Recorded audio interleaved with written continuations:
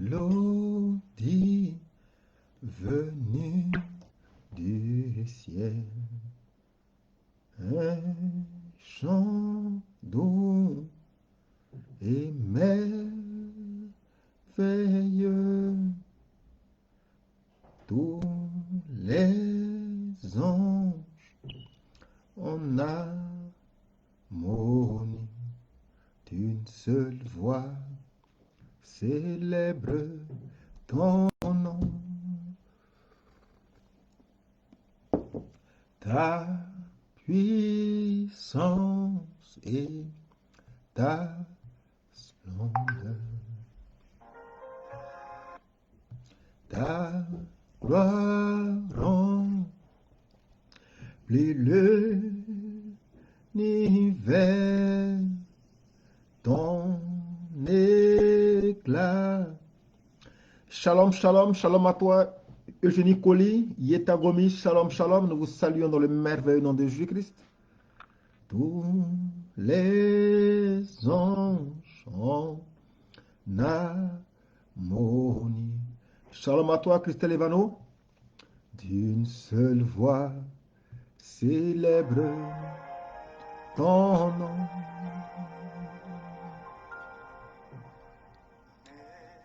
Mélodie venue du ciel, un chant doux et merveilleux.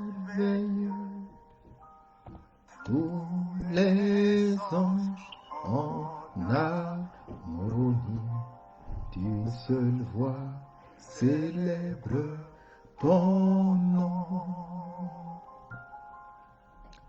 Ta puissance et ta splendeur, ta gloire remplit l'univers.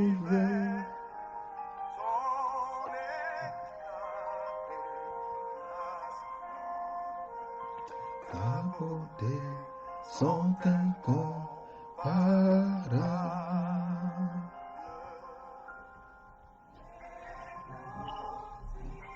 Venu du ciel, un chant doux et merveilleux. Tous les anges en harmonie d'une seule voix célèbre ton nom. Ta puissance et ta splendeur, ta gloire remplit l'univers, ton éclat et ta splendeur. Abou, Abel, François Ndiaye, Monique Amou, Bernadette Diop, nous vous saluons dans le nom. Ô éternel, Dieu de l'univers, digne de louange, honneur et gloire à l'agneau de Dieu.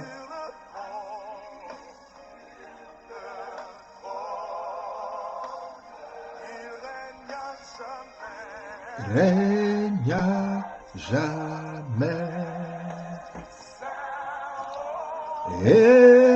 Éternel, Marie-Madeleine Touré, Nathalie Kofi, Fabrice Bani, nous vous saluons dans le merveilleux nom de Jésus-Christ. Honneur et gloire, Lord Charlotte, l'agneau de Dieu, assis sur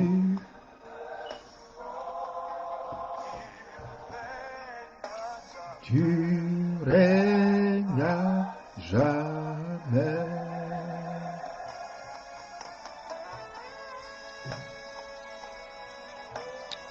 Alléluia. Nous vous saluons dans le merveilleux nom de Jésus-Christ et nous remercions au Seigneur pour ce temps qu'il permet. Nous sommes dans nos 40 jours de jeûne et de prière qui vont nous conduire à une nuit merveilleuse qui est la nuit de Pâques, la nuit de la grande délivrance. Écoute-moi, je ne sais pas si tu es entré dans ce temps de jeûne, mais je te recommande vivement de pouvoir y entrer. Parce que cette nuit est déterminante. La Bible déclare que c'est la nuit où l'ange exterminateur est sorti, la nuit au cours de laquelle un jugement a été relâché, et la nuit au cours de laquelle les forces qui tenaient l'Égypte, qui tenaient, ou du moins, qui tenaient Israël captif en Égypte sont tombées. Et la Pâque pour nous est pour nous une Pâque de délivrance, une Pâque de libération, une Pâque d'affranchissement.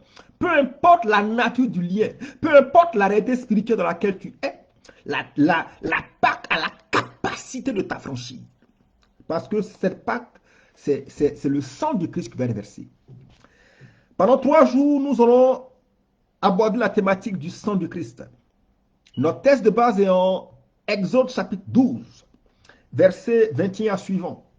C'est Moïse qui parle. Moïse dit, la Bible dit, Moïse convoqua tous les anciens d'Israël et leur dit, allez vous procurer des agneaux ou des chevrons pour vos familles et égorgez-les pour la fête de la Pâque. Prenez un bouquet de branches d'hysope, trempez-le dans le récipient contenant le sang de la victime et mettez-en sur les 2 montants et sur la poutre supérieure de la porte d'entrée. Dès lors et jusqu'au matin, que personne ne sorte de sa maison. Le Seigneur va passer pour punir les Égyptiens. Mais lorsqu'il verra le sang sur le montant et sur la poutre, il passera sans permettre au fléau destructeur de pénétrer dans vos maisons. Vous et vos descendants, vous observerez toujours ces prescriptions.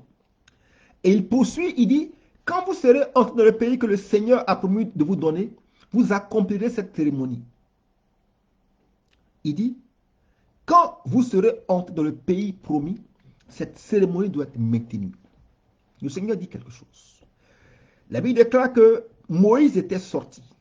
Elle dit, alors que Dieu donne à Moïse cette recommandation, Moïse était à sa 10e sortie. 10e sortie. Nous étions déjà à 9 fléaux. Et la Bible déclare que Israël était captif depuis 400 ans. 400 ans d'esclavage, 400 ans dans lesquels ils ont été exploités. Écoute, je ne sais pas depuis combien d'années cet esprit tient ta famille. Mais ici, dans le cadre de Moïse, ça faisait 4 générations. C'est-à-dire 400 ans d'esclavage. 400 ans que les esprits régnaient sur Israël. Depuis combien d'années est-ce que l'entité spirituelle est établie sur ta famille? Je ne sais pas. Depuis combien d'années est-ce que cet esprit te tient? Je ne sais pas. Mais la Bible déclare que ici, ça faisait 400 ans. Et lorsque un esprit règne sur une famille depuis 400 ans, ça veut dire que des manteaux démoniaques, des onctions générationnelles démoniaques reposent sur la famille. Et parfois, une telle personne, elle va remarquer que les prières ordinaires qui règlent les problèmes des autres, lorsqu'il s'agit d'elle, ces mêmes prières dans sa vie ne produisent aucun effet. C'était le cas d'Israël en Égypte. Et la Bible dit, Moïse, après avoir démontré la puissance de Dieu, la Bible déclare que l'Égypte avait été secouée, mais l'objectif n'était pas atteint. Ça veut dire quoi? Quand quelqu'un a un arrière-plan spirituel, comme c'était le cas d'Égypte, la personne va participer à des retraites spirituelles ou à des programmes de prière, au cours desquels l'enseignement va la secouer. La prière qui sera faite pour elle va la secouer. C'est vrai, elle va voir les esprits être en mouvement. Elle va voir que les choses tremblent dans le spirituel. Mais elle va constater qu'il n'y a pas de véritable avancée. Il n'y a pas de véritable changement. C'est-à-dire qu'il n'y a pas de grande percée. C'était le cas d'Israël en Égypte. Et Moïse ne comprenait pas. Avant le 10e fléau, la Bible déclare que Pharaon dit à Moïse, c'est la dernière fois que je te vois. Et les personnes qui sont dans ce genre de cas ont le sentiment que l'esprit auquel elles sont confrontées est trop fort. C'est-à-dire que la personne ne comprend pas sa situation. Elle va remarquer que peu importe l'onction de l'homme de Dieu qui prie pour elle, peu importe la discipline spirituelle qu'elle met en place, peu importe le lieu où elle va, peu importe la nature de l'enseignement, lorsqu'elle revient, elle a le sentiment que l'entité spirituelle est encore là. Comme si cet esprit ne pouvait pas être chassé. Comme si subitement cet esprit était devenu trop puissant. Et Moïse était fatigué. Il était fatigué. La Bible dit, alors, Dieu donne à Moïse une recommandation. Il dit, prends du sang et marque le linteau des portes. Il dit, marque le linteau des portes. Au temps de Moïse, la Bible déclare que le peuple devait être à l'intérieur et le sang devait être sur les maisons. Parce que cette nuit, l'ange exterminateur sortirait pour exercer un jugement. Aujourd'hui, en notre temps, la maison, c'est ta propre vie. La maison, c'est toi, c'est ton corps, c'est tout ce qui t'appartient. Et quand Dieu dit, prends du sang pour marquer les linteaux des portes, il est en train de dire, prends du sang et asperge ce sang sur ta propre vie. Il dit, réclame ce sang sur ta propre vie, parce que quand le sang va toucher ta vie, quand le sang va marquer ta vie, s'il y avait un fléau, le fléau serait obligé de te libérer. Moïse avait démonté la puissance de Dieu en Égypte, mais cette puissance n'avait pas suffi à provoquer la délivrance du peuple. Elle ne va pas suffire. Il y a des fois où l'onction ne suffira pas, où la puissance de Dieu, la connaissance, ne suffira pas à produire un résultat. Mais lorsque le sang a été appliqué, lorsque le sang a marqué les linteaux, la Bible dit que cette nuit-là, alors que Pharaon avait refusé que le peuple sorte, elle dit cette même nuit, Pharaon a autorisé la libération d'Israël. Je veux dire quoi? Je veux dire quoi? Il y a une puissance dans le sang du Christ. La puissance contenue dans le sang du Christ est suffisante pour provoquer ta délivrance et ta libération. Tu me diras, pourquoi est-ce que j'invoque le sang et puis je n'ai pas de résultat? La différence qu'il y a entre deux personnes qui invoquent le sang du Christ se situe au niveau de la compréhension ou de la perception que chacun d'eux a de la puissance du sang. Est-ce que j'évoque le sang en disant justement sang du Christ? Ou bien est-ce que j'évoque le sang en réalisant que toutes les fois où je dis sang du Christ, ces seules paroles où je dis sang de Jésus a plusieurs implications. Pendant 3 jours, je vais essayer d'expliquer les implications de cette seule parole. Ou lorsque tu dis par exemple, j'évoque le sang de Jésus sur ma vie. Selon l'écriture, je peux me référer à 20 versets qui vont matérialiser, ou du moins qui vont m'expliquer ce que implique le seul fait de dire pour moi sang de Jésus. La Bible dit, je vais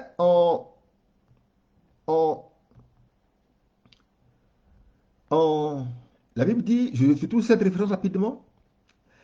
Matthieu 26, 28, elle dit, car ceci est mon sang, le sang de l'alliance qui est répandu pour plusieurs, pour la rémission des péchés. C'est Jésus qui parle. La Bible déclare que cette nuit-là, Jésus dit aux disciples que c'est le sang de l'alliance.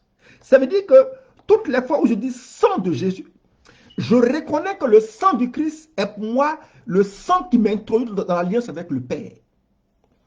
Et quand je dis sang du Christ, je reconnais que le sang du Christ est le sang qui me lave. J'évoque ce sang qui vient me purifier, qui vient effacer mes fautes.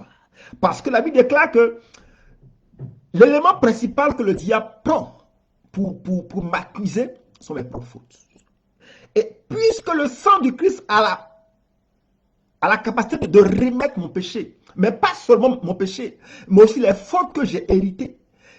Chaque fois que je dis sang du Christ, ce sang parle automatiquement vis-à-vis du sang que j'ai hérité, vis-à-vis des fautes, pardon, que j'ai hérité de mes pères, mais aussi de tout ce qui m'a été transmis et qui est aujourd'hui un argument entre les mains du monde des ténèbres.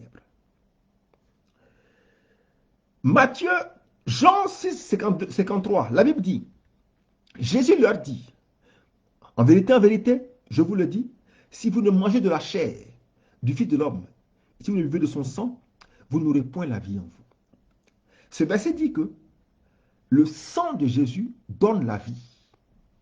Ça veut dire quoi? Un, toutes les fois où je dis sang du Christ, je rappelle l'alliance entre le Père et moi.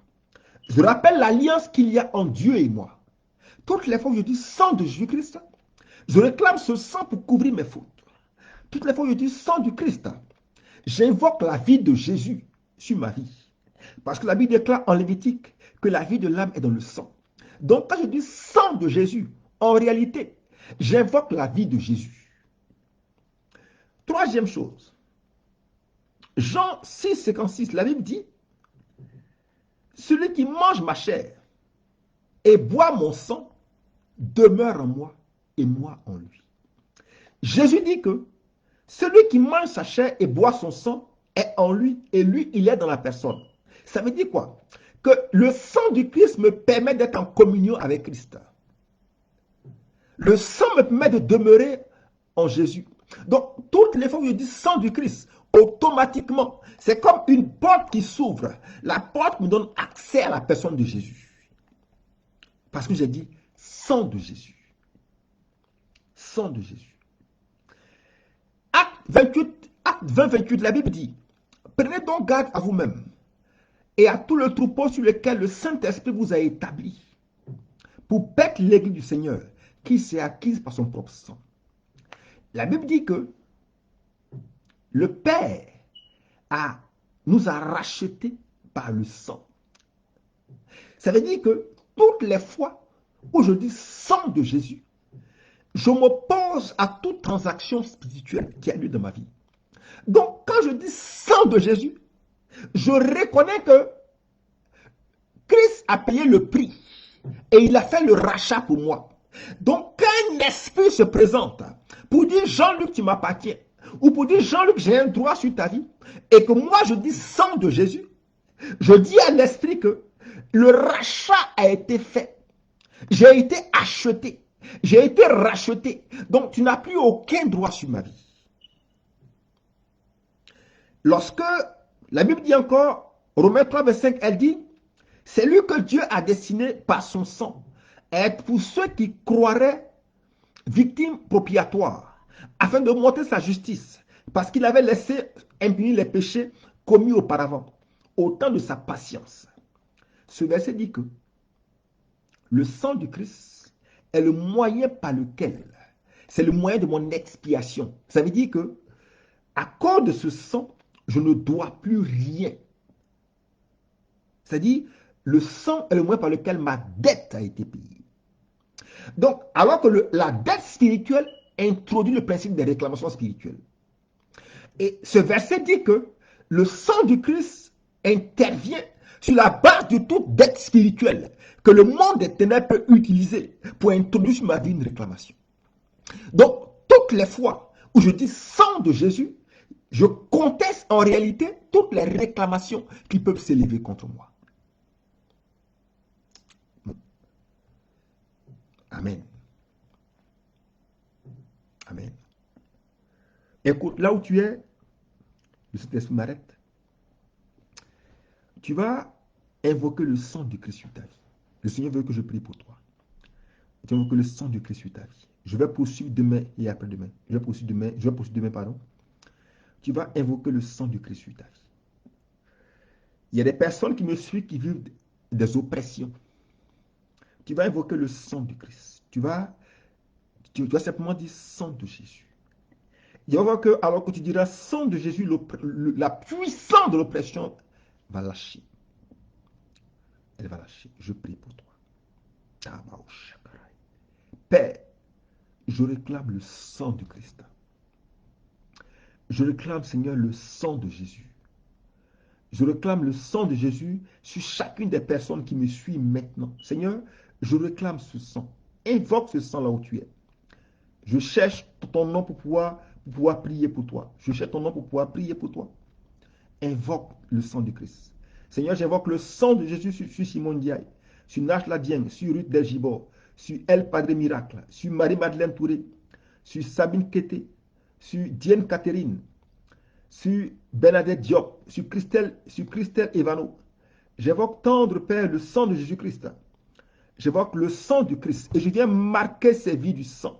Le sang sur cette femme, sur Nanou Enen, je réclame le sang de Jésus-Christ. Sur Charlotte Turpin, je réclame ce sang, je réclame ce sang, je réclame ce sang. Tu as dit, je verrai le sang et je passerai. Écoute-moi, le sang est en train de, de descendre. Je vois la puissance du sang du Christ qui est en train maintenant de se répandre. Ce sang va venir couler sur ta vie.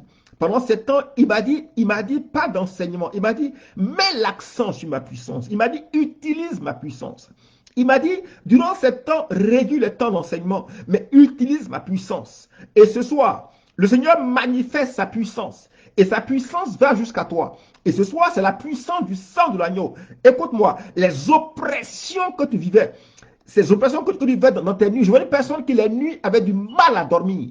Les nuits, il y avait des présents dans ta maison. Alors que tu dis sang de Jésus, je peux percevoir cette oppression qui maintenant est en train de s'arrêter. Alors que tu dis sang de Jésus, je peux percevoir cette oppression qui maintenant est en train de reculer. L'esprit qui se cachait derrière cette oppression est obligé maintenant, à cause de la puissance du sang de Jésus-Christ, de lâcher ta vie. Il y a une personne qui avait comme une lourdeur, je vois une lourdeur. Tu avais l'impression d'avoir un poids au niveau des épaules. Et alors que le sang du Christ se répand, ce poids, ce fardeau maintenant tombe. Le sang sur Evelyne de Jésus, sur Thérèse Diallo, sur Élu de Dieu, sur François Ndiaye, le sang sur Marie-Louise Assar. Père, je réclame le sang du Christ. Le sang dans leur maison, le sang dans leur maison, le sang dans leur maison. Seigneur, merci pour le merveilleux que tu as accompli. Père, que la gloire te revienne. Écoutez-moi, demain vendredi, nous aurons Prophétique Friday. Ça veut dire quoi? C'est le vendredi prophétique. Ce vendredi, nous ne serons pas sur Facebook, nous serons sur Zoom. Je mettrai un lien Zoom. Ça va me permettre de pouvoir prier pour chacun. De pouvoir prier pour chacun. Demain, nous allons invoquer le sang du Christ. Nous allons prendre le temps demain de pouvoir prier pour chacun. Et nous croyons que le Seigneur qui nous entend va nous faire grâce. Père, je veux tellement t'aimer. Je mets en ta main. J'ai une image dans mon esprit. J'ai l'image l'image que j'ai, c'est un problème au niveau de la jambe gauche. C'est précis. C'est un problème à la jambe gauche. La jambe gauche. À la jambe gauche. Je ne sais pas exactement ce que c'est, mais je vois un problème à la jambe gauche. Et alors que le sang du Christ s'est répandu, la personne peut vérifier. Tu vas voir que ce mal que tu as à la jambe gauche, c'est arrêté. Ce mal s'est arrêté. Tu peux vérifier rapidement. Je termine par ça. Vérifie rapidement et puis tu fais signe. Vérifie rapidement s'il te plaît. Je t'attends pour arrêter. Vérifie rapidement. J'ai vu le sang du Christ descendre sur ta vie. Et le sang règle ce problème que tu as à la jambe gauche. Vérifie s'il te plaît. Vérifie s'il te plaît. Quelqu'un me dit jambe droite, mais ce que j'ai dans mon esprit, c'est la jambe gauche. Le Seigneur, c'est vrai, a